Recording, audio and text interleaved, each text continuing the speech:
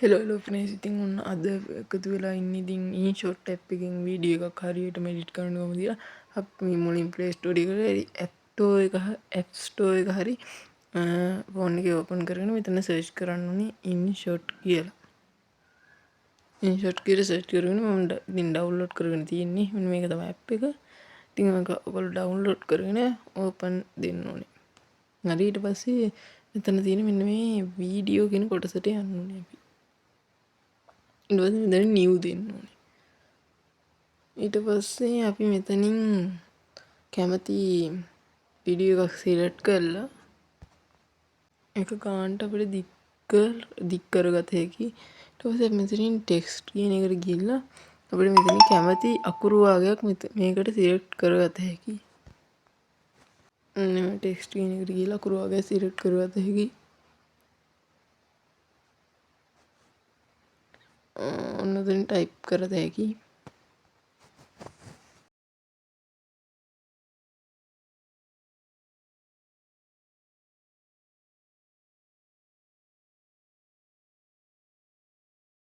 මෙතනින් ඉතින් අපිට අකුරු ලොකු පොඩි කරගත හැකි. ඔන්නෝම ලොකු පොඩි කරගත හැකි. ඉතින් අපිට අකුරු ඕන සයිස් එකට අවශ්‍ය ප්‍රමාණයට ලොකු පොඩි කරගත හැකි. ඊට පස්සේ අපිට තියෙනවා ඊට පස්සේ මෙන්න මෙතනින් තියෙනවා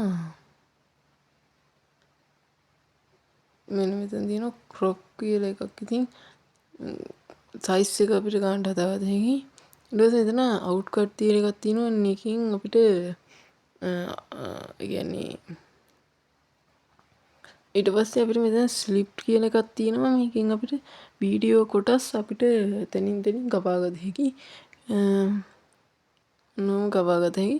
ඊට පස්සේ අපිට නෝ කපලා අපිට මෙතනට දාත හැකි හොඳ මේ ට්‍රාන්සිෂන් එකක් අපිට ඇඩ් කරගත හැකි. ඉතින් මෙතනින් ඔන්න ඒ වගේ. ඊට පස්සේ මෙතන එක්ස්පෝර්ට් දුන්නට පස්සේ ඔයගොල්ලෝ ෆෝන් එකේ ගැලරියට මේක සේව් වෙනවා.